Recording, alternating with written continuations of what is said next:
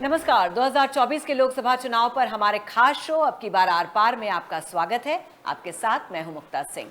नमस्कार, आपके साथ मैं हूं शिवेंद्र श्रीवास्तव। देश की 380 लोकसभा सीटों पर चुनाव हो चुका है।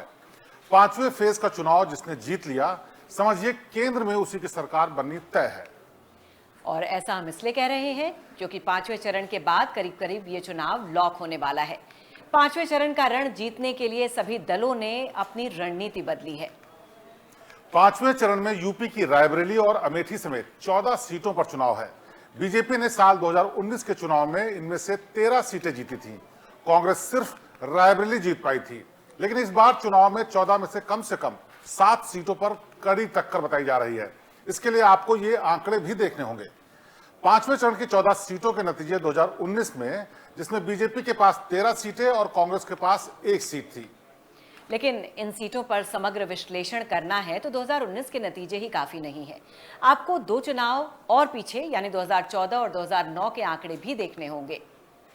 अब हम आपको दिखाते हैं पांचवें चरण की 14 सीटों के नतीजे। 2014 में बीजेपी के पास 12 सीटें थी और कांग्रेस ने 2 सीटें जीती थी। वहीं अगर हम 2009 की बात करें तो बीजेपी के पास 1 थी, बीएसपी के पास 1, समाजवादी पार्टी के पास 6, कांग्रेस के पास 6। यानी पिछले 3 चरण के चुनाव नतीजे देखें तो ये पूरा इलाका बीजेपी के अलावा समाजवादी पार्टी, बीएसपी और कांग्रेस का भी गढ़ रहा है। 2009 में तो यहां सिर्फ लखनऊ की सीट बीजेपी जीत सकी थी। तो शिवेंद्र, अगर देखिए तो इस सीट पर सभी पार्टियों का अलग अलग समय पर ठीक ठाक अच्छा परफॉर्मेंस रहा है। तो एक बात तो साफ है कि यहाँ पर इनके पास ज़मीनी कार्यकर्ता इनके पास सभी पार्टियों के पास हैं। इस बार आप किस तरह का समीकरण देख रहे हैं? 2019 हो, 14 हो या 2009 हो, कोई भी उन सब चुनाव में अलग बात थी। वो माहौल दूसरा था। तब बीजेपी एकदम हाशिए पर थी। बीजेपी के लिए सत्ता में वापसी एक बड़ी चुनौती थी। लेकिन 2014 के बाद जो माहौल बदला है, जो बीजेपी के पक्ष में माहौल बना है, उसने सब कुछ बदल दिया है। इसीलिए पिछले चुनाव में केवल 1 सीट जीत पाई थी इस इलाके में। तो कुल मिलाकर के अभी चुनौती केवल 1 सीट की नहीं है। अभी जो समीकरण बदल गए हैं, चुनौती इस वजह से नहीं कि दूसरी पार्टियां हैं, और कई जगह चुनौती तो सिर्फ इसलिए है क्योंकि बीजेपी के अंदर ही बड़ी मुश्किलें हैं। रायबरेली की सीट में भी यही हाल है, और तमाम दूसरी और सीटें हैं जिसमें अंदर की जो मुश्किलें हैं वो ज्यादा मुश्किल करने वाली हैं। तो जो इक्वेशन बन रही है वो बहुत डिफरेंट है। बिल्कुल। तो इस चरण की 2 अहम सीटों अमेठी और रायबरेली पर अगर हम चर्चा करें तो चर्चा करने के पहले ये जान लीजिए कि ये बीजेपी के लिए इस बार टफ ग्राउंड क्यों बना हुआ है। ऐसा इसलिए है क्योंकि इस चरण की 5 सीटें ऐसी हैं जहां 2019 की मोदी लहर और पुलवामा के बाद उभरी राष्ट्रवाद की लहर ने भी जीत का मार्जिन बदल दिया था। यानी घनघोर लहर में भी बीजेपी इन 5 सीटों को 1 लाख वोटों के कम से अंतर से जीत पाई थी। लोकसभा चुनाव में 1 लाख से कम की जीत बहुत बड़ी जीत नहीं मानी जाती है। तो अब आइए आपको बता देते हैं पांचवें चरण की वो कौन सी 5 सीटें हैं जहां जीत का मार्जिन 1 लाख से कम था। और इनमें शामिल है पांचवें चरण की 5 सीटों पर आपको हम जीत का मार्जिन दिखाते हैं। साल 2019 में वोट का अंतर मोहनलालगंज में 90,204 का था, अमेठी में 55,120, फैजाबाद में 65,477। वहीं बांदा की बात करें तो 58,938। कौशाम्बी अगर बढ़ते हैं तो कौशाम्बी में 38,722 वोटों का अंतर था।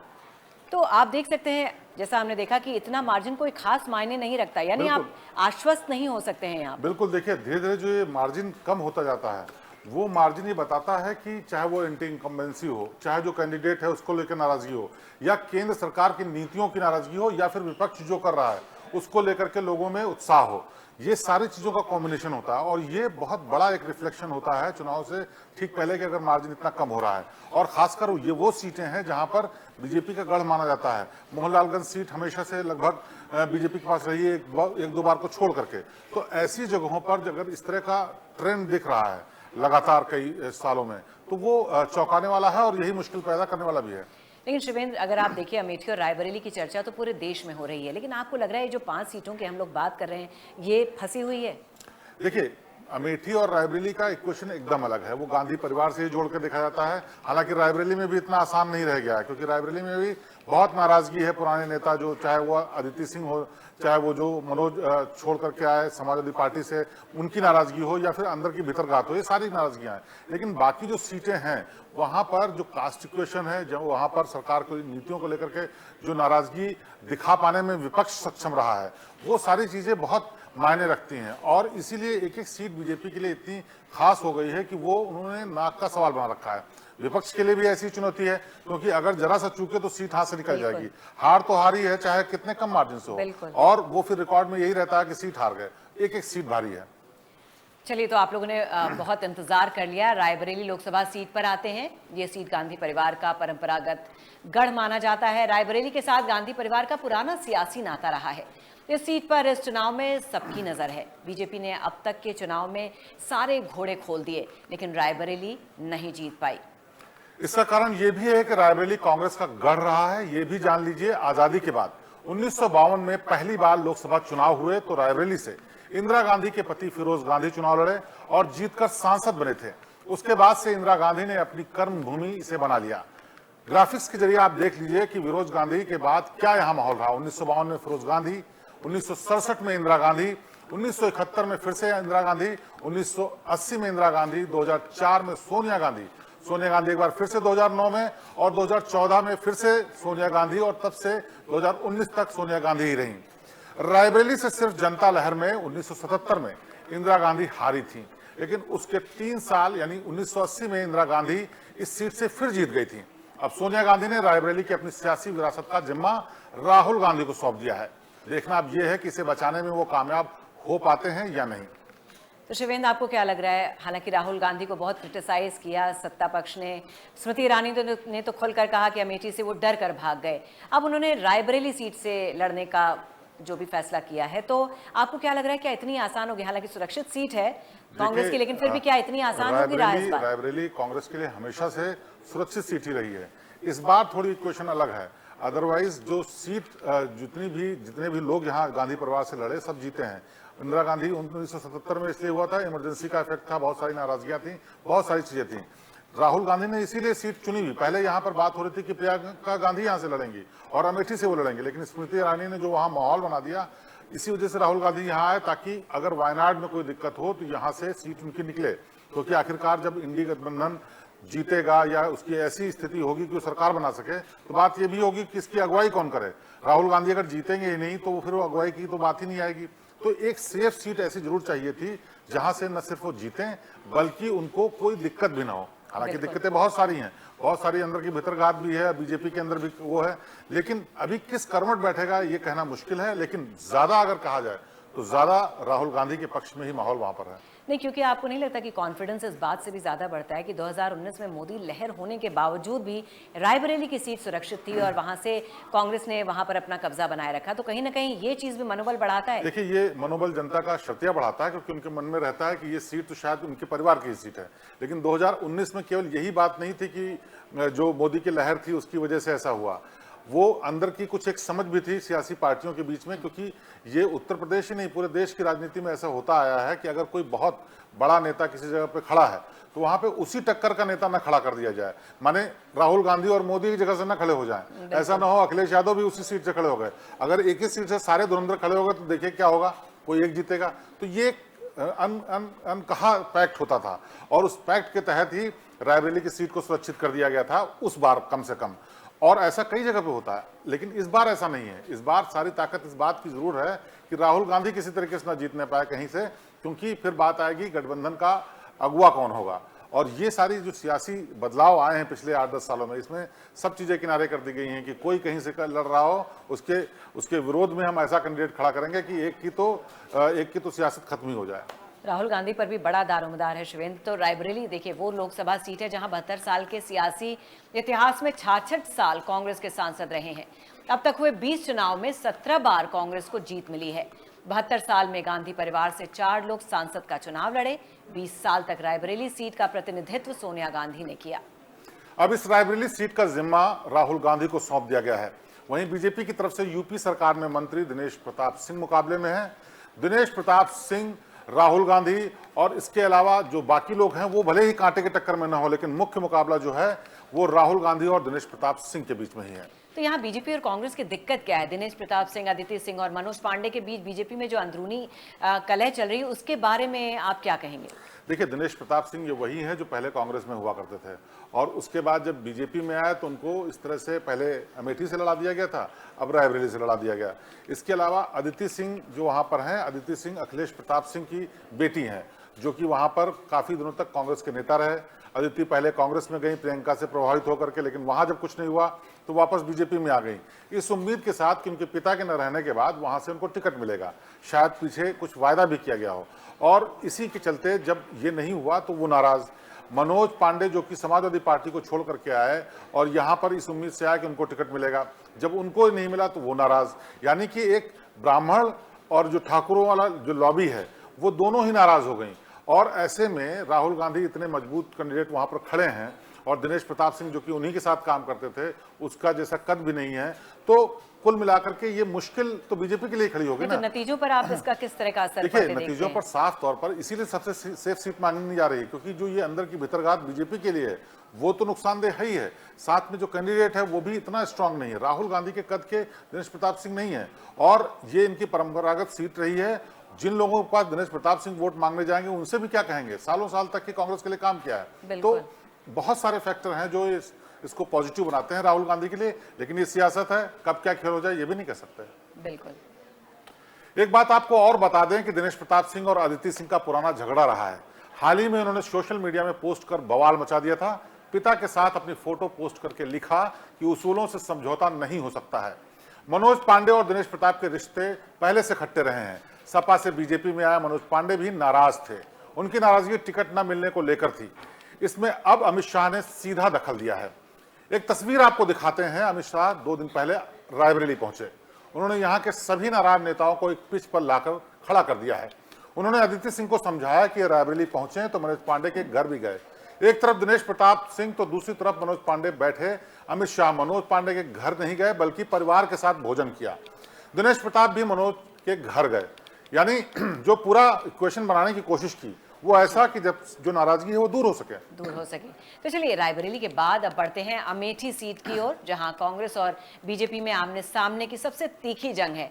लोग उम्मीद कर रहे थे कि 2019 में स्मृति ईरानी से हार का बदला लेने राहुल गांधी खुद जाएंगे, लेकिन कांग्रेस ने अमेठी में सोनिया गांधी के प्रतिनिधि रहे किशोरी लाल शर्मा को उम्मीदवार बनाकर नई सियासी चाल चल दी है।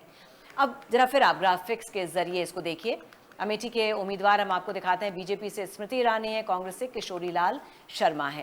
तो आपको क्या लग रहा है शिवेंद्र, क्या है कांग्रेस की तैयारी, क्या है रणनीति, क्या संदेश देने की कोशिश कर रही है कांग्रेस यहाँ? इसके पीछे तो सीधे रणनीति ये है, वहां पर कोई भी कैंडिडेट राहुल गांधी के कद का जब आदमी वहां लड़ चुका है तो वहां कोई भी नेता खड़ा करते तो वो छोटा ही होता। लेकिन किशोरी लाल शर्मा के साथ ऐसा नहीं है। भले ही वो मीडिया के लिए, दुनिया के लिए बड़े नेता न लगते हों, लेकिन हम आपको बता दें किशोरी लाल शर्मा का कांग्रेस में बहुत पुराना इतिहास रहा है। इंदिरा गांधी के जमाने से शुरू हुआ, फिर राजीव गांधी के लिए, सोनिया गांधी के लिए, राहुल गांधी के लिए जो जमीन तैयार करने की कोशिश की गई वो किशोरी लाल शर्मा की तरफ से, जो जमीन पर काम देखते थे सालों साल तक। जब ये सांसद होते थे वो दिल्ली में रहते थे और किशोरी लाल शर्मा फील्ड में रहते थे उनके सहायक के तौर पे, और वो जो वहां पर काम करते थे लोगों से कनेक्ट करने वाला, वो बहुत फायदेमंद रहा। और ये एक फैक्टर बुनाने के लिए शायद कांग्रेस ने ये अपने कदम बढ़ाया है, क्योंकि उनको ये लगता है कि किशोरी लाल शर्मा तो ऐसे शख्स हैं जिनको गली गली में सब जगह लोग जानते हैं, वो लोग जानते हैं, वो जनता जानती है जिसको वोट देना है। और ये बात फैक्ट है। किशोरी लाल शर्मा 40 साल तक लगभग वहां काम कर चुके हैं। किशोरी लाल शर्मा का जो जमीन पर पकड़ है वो बहुत ही मजबूत है। नहीं, ये आपने बिल्कुल सही कहा कि पुराने नेता हैं, जमीनी नेता हैं और बहुत समय से जुड़े हुए हैं, लोग उन्हें जानते हैं, समझते हैं, पहचानते हैं। लेकिन उसके बावजूद लोग ये उम्मीद कर रहे थे कि राहुल गांधी वायनाड के बाद यहाँ से अपना नामांकन भरेंगे। क्या आपको लगता है ऐसी वजह हुई कि वो अमेठी छोड़कर रायबरेली पहुंच गए? और क्या आपको लगता है कि कांग्रेस का कार्यकर्ता केंद्रीय मंत्री को हराने की ताकत रखता है? देखिए, ये रणनीति का हिस्सा बिल्कुल था, क्योंकि वायनाड से जब तक चुनाव नहीं हुए तब तक ये भी नहीं एक्सेप्ट किया गया कि राहुल गांधी या प्रियंका कहीं से लड़ेंगी। पहले तय था कि अमेठी से राहुल और रायबरेली से प्रियंका लड़ेंगी। सेफ सीट थी रायबरेली और प्रियंका के लिए आसान थी। लेकिन फिर रणनीति में चेंज करते हुए इन्होंने इसलिए किया कि कम से कम एक सीट तो बचा ली जाए। इन दो में से एक सीट बचनी थी। स्मृति ईरानी वहां पर बहुत मजबूत कंटेंडर हैं और उनसे जीतना कोई आसान नहीं। किशोरी लाल शर्मा जिनके बारे में हम बात कर रहे थे, वो मार्जिन को कम कर देंगे या वाकई सीट निकाल लेंगे ये कहना मुश्किल है। लेकिन फिलहाल रायबरेली जीतना बहुत जरूरी था, क्योंकि अगर रायबरेली नहीं जीते तो फिर वो एक सीट जो परंपरागत पारिवारिक सीट थी, सालों साल चली आ रही थी, वो भी यहां से निकल जाएगी तो मुश्किल बात है। बिल्कुल। अमेठी में कांग्रेस और बीजेपी पूरी ताकत से चुनाव लड़ रहे हैं। स्मृति ईरानी से मुकाबले का जिम्मा किशोरीलाल शर्मा के साथ खुद प्रियंका गांधी ने संभाल रखा है। वो 15 दिन से अमेठी में कैंप कर रही हैं। पिछले 5 सालों से राहुल गांधी की तुलना में अमेठी में स्मृति ईरानी ज्यादा सक्रिय दिखाई दी। उन्होंने अमेठी के चप्पे चप्पे को जानने की कोशिश की है और खुद को अमेठी का नागरिक साबित करने के लिए अमेठी में अपना घर भी बना लिया है। ऐसे में क्या यहाँ स्मृति ईरानी को आपको लगता है हराना आसान होगा, जब क्योंकि वो जनता से वहाँ जुड़ने की कोशिश कर रही हैं, अब तो उन्होंने वहाँ पर अपना घर भी बना लिया है, वो उनके बीच में रह के उन्हें ये मैसेज दे रही हैं कि अब हम आपके ही वो बीच का हिस्सा हैं। देखिए, ये सब जो साइकोलॉजिकल ट्रीटमेंट होता है ना, तरीके होते हैं, ये भी रणनीति का हिस्सा है। स्मृति ईरानी को वहाँ जाकर रहना नहीं है, लेकिन वहाँ मकान लेकर रजिस्ट्री करा करके अपने नाम से मकान लेकर के उन्होंने ये साबित कर दिया है, मन में लोगों को बिठा दिया कि देखिए भाई, हम गांधी परिवार की तरह नहीं है कि सालों साल तक राज किया, उसके बाद यहाँ पर कोई नाता नहीं रखा, अपना घर तक नहीं लिया, एक जमीन तक नहीं ली, एक फ्लैट तक नहीं लिया। अब ये बात और है कि स्मृति ईरानी का वो घर पार्टी कार्यालय की तरह इस्तेमाल हो रहा, चुनाव कार्यालय की तरह, लेकिन एक जो कनेक्ट करने वाली बात होती है ना, जिसमें कि जनता को ये समझ में आया कि अरे स्मृति ईरानी ने यहाँ पे मकान ले लिया है और इसका मतलब वो रेगुलर आती रहेंगी, इसका मतलब वो हमारे बीच में है या हमारे बीच की हैं, तो वो एक जो कनेक्ट पैदा करता है वो एक एक वोट पर असर डालता है। और ये शायद रणनीति का, बीजेपी का यही खासियत है कि इस तरह की बहुत सारी चीजें करते हैं जिससे वो जनता से सीधे जुड़ सकें। तो आपको लगता है कि ये चीजें कांग्रेस को भारी पड़ सकती हैं? बिल्कुल। देखिए, कांग्रेस के लिए ये मुश्किल की बात तो है ही है, क्योंकि जब भी वो सवाल उठाती हैं कि कांग्रेस ने इतने साल तक राज किया, यहाँ से जीतते रहे, आपने जिता के भेजा, यहाँ एक जमीन तक नहीं ली, कोई ऐसा काम नहीं किया जिससे कि लगे कि वो यहाँ से कनेक्टेड है, तो वोटों की तरह इस्तेमाल किया। लेकिन हमारे साथ ऐसा नहीं है, तो वो ये जो बात कह करके बात कहना चाह रही हैं, वो बहुत बहुत मजबूत बात है और उस मजबूत बात का असर जाहिर सी बात है देखने को मिलेगा। अमेठी 2019 के पहले तक कांग्रेस का गढ़ मानी जाती थी। 2004 में राहुल गांधी ने इसी सीट से डेब्यू किया था। 1967 में पहली बार लोकसभा क्षेत्र के तौर पर अमेठी में चुनाव हुए थे। तब से अब तक अमेठी नेहरू गांधी परिवार की राजनीतिक कर्मभूमि रहा है। आइए आपको इस सीट का इतिहास भी बता देते हैं। 1980 में संजय गांधी, 1981 में राजीव गांधी उपचुनाव हुए थे, फिर 1984 में राजीव गांधी आए, 1989 में भी राजीव गांधी यहाँ पर रहे और 1991 में भी राजीव गांधी रहे। उसके बाद सोनिया गांधी जब राजनीति में आई तो 1999 में सोनिया गांधी, 2004 में राहुल गांधी और 2009 में फिर से राहुल गांधी। 2014 के चुनाव में भी राहुल गांधी ने यहाँ पर बाजी मारी। तो अमेठी में जीत के कई रिकॉर्ड राजीव गांधी के नाम हैं, जिनको सोनिया गांधी और राहुल गांधी भी नहीं तोड़ सके हैं। अमेठी के गांव-गांव से राजीव गांधी की यादें जुड़ी हुई हैं और इसीलिए 2019 में अमेठी की हार की कसक कांग्रेस के लिए बहुत बड़ी है। कांग्रेस किसी भी कीमत पर 2019 का दाग धोना चाहती है। आपको क्या लगता है, क्या कांग्रेस, जैसा हमने बोला, कांग्रेस ये दाग धोना चाहती है, कितनी सफलता मिलेगी उसे?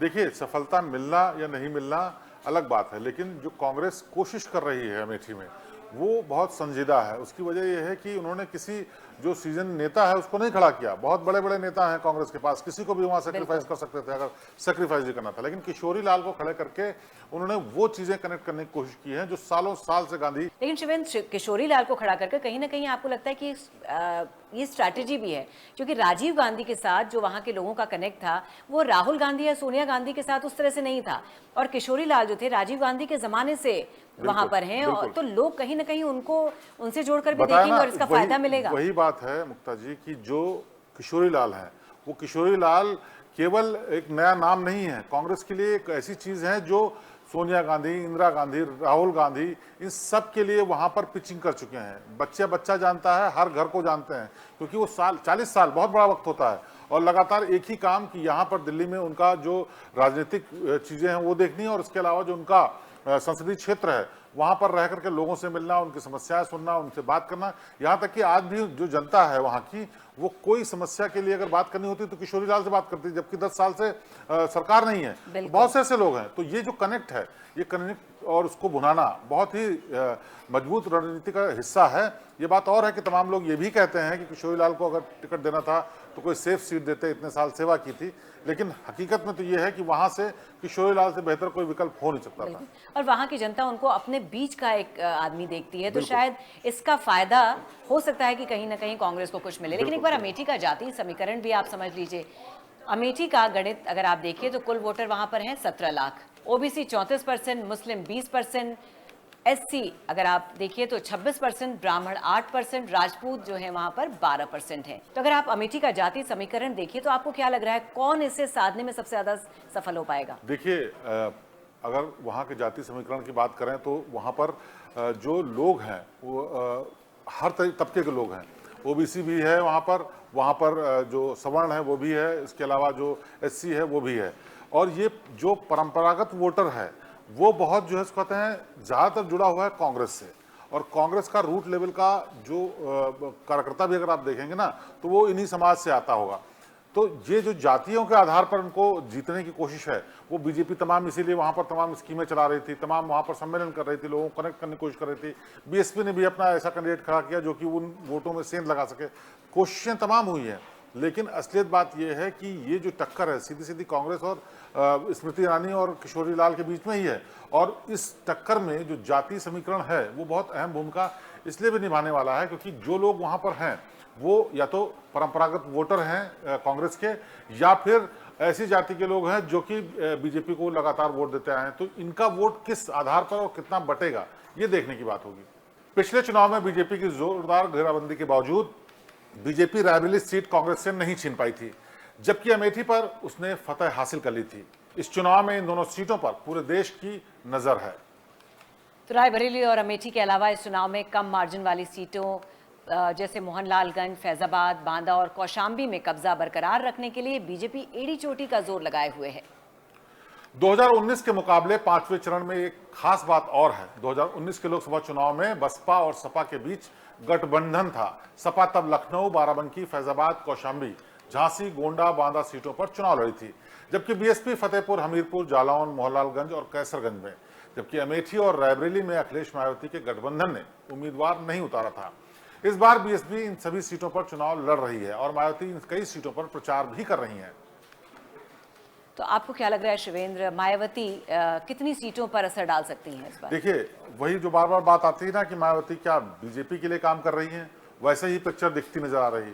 जब राहुल गांधी से पिछली बार टाइप नहीं था, अखिलेश और मायावती के बीच में था, उस दौरान जब टक्कर थी तब भी उन्होंने वहां पर कैंडिडेट नहीं उतारा था, यानी वो सीट छोड़ दी थी परंपरागत, जो जिसकी बात मैं अभी थोड़ी देर पहले कर रहा था कि बड़े नेताओं के लिए सीटें छोड़ दी जाती थी। लेकिन इस बार न सिर्फ उस सीट पर भी उतारा है बल्कि उन 5 सीटों पर भी उतारा है जो कि बीजेपी के लिए थोड़ी मुश्किल हो सकती थी। यानी कि कहीं ना कहीं कोशिश ये है कि अगर कोई वोट जाता हुआ नजर आए तो वो कहीं ना कहीं से खींच सकें, और यही कोशिश की जा रही है। और हो सकता है ये इस रणनीति का हिस्सा ही हो कि ताकि ज़्यादा से ज़्यादा सीटें इनकी सेफ हो सकें, बीजेपी अपने हिस्से में सीटें ला सके। तो बीएसपी यानी अगर इस बार आप देखिए तो साफ तौर पर खेलने से ज्यादा खेल बिगाड़ने का काम करेगी। बिल्कुल वही। लेकिन आपको लग रहा है किसी सीट पर बीएसपी सीधे मुकाबले में है? देखिए, अगर देखा जाए तो कुछ एक सीटें भली ऐसी हो सकती हैं जहां दलित बहुल सीटें हैं, वहां पर भले हो सकती है, लेकिन बीएसपी ऐसा लगता है कि वो जीतने के लिए खेल ही नहीं रही, वो सिर्फ और सिर्फ वोटों का नुकसान करने के लिए कर रही है। एक और उदाहरण से समझिए आप, सीतापुर में उनके भतीजे आकाश आनंद ने भाषण दिया, उनके खिलाफ मुकदमा दर्ज हो गया, एक्शन की बात आई, एफआईआर हो गई, सब कुछ तो हो गया था, हटाने की जरूरत नहीं थी। लेकिन वो भाषण ऐसा था जिससे ये साफ नजर आ रहे थे कि भले ही उस भाषण में नहीं, लेकिन अगले कुछ भाषण में आकाश आनंद अच्छा खासा असर डाल सकते हैं, और इसका असर होता तो नुकसान किसको होता ये आप समझ सकते हैं। तो न सिर्फ वो एफआईआर हुई, एफआईआर तो फिर भी मैनेज हो सकती थी बाद में, जो भी होता जैसे भी होता, लेकिन मायावती ने फौरन उनको उन सभी पदों से हटा दिया, यानी इतना बड़ा एक्शन लिया। यानी ये गवारा ही नहीं था कि आप इस तरह से जा करके अग्रेसिव होकर के बात करिए। हालांकि उन्होंने बाद में बहुत एथिक्स की बात की, बहुत सारी बातें की कि ऐसा नहीं बोलना चाहिए था, लेकिन असलियत ये है कि वो कहीं ना कहीं ये जरूर चाहती हैं कि वो नुकसान करें तो सपा और कांग्रेस का। लेकिन कहीं ना कहीं आपको नहीं लगता मायावती को ये भी डर है कि अगर बीजेपी से पंगा लिया तो भारी पड़ सकता है? जाहिर सी बात है, इसीलिए तो और क्या वजह हो सकती है। मायावती एक तरीके से राजनीति के संन्यास की तरफ बढ़ रही हैं। ये हर बार यही कहा जाता है ये इनकी आखिरी बाजी है, आखिरी बाजी है, लेकिन शर्तिया इस बार शायद आखिरी ही बाजी हो, क्योंकि आकाश आनंद को सामने ला चुकी हैं। पिछले कई चुनावों में परफॉर्मेंस खराब रही है, और ये जो अभी जो माहौल दिख रहा है उससे साफ पता चलता है कि अगर वो ऐसा कुछ करती हैं जिससे कि बीजेपी को नुकसान होता है तो उसका खामियाजा शर्तिया उनको भुगतना भी पड़ सकता है। तो 5वें चरण में यूपी की इन सभी 14 सीटों पर 20 मई को वोटिंग होनी है। वोटिंग की हर तस्वीर लेकर आपके साथ हम फिर हाजिर होंगे। हम आपको दिखाएंगे इन सीटों की वोटिंग का हाल और बताएंगे कैसे किस चरण में हो जाएगा यूपी का चुनाव लॉक। अब की बार आर पार के अगले एपिसोड में करेंगे 6ठे और 7वें चरण की चर्चा। तब तक के लिए हमें दीजिए इजाजत। यूपी की हर खबर देखने और उनसे अपडेट रहने के लिए हमारे चैनल श्रेष्ठ यूपी को सब्सक्राइब और लाइक करें। साथ ही बेल आइकन को दबाना ना भूलें, जिससे हमारे हर वीडियो की जानकारी आप तक पहुंचती रहे।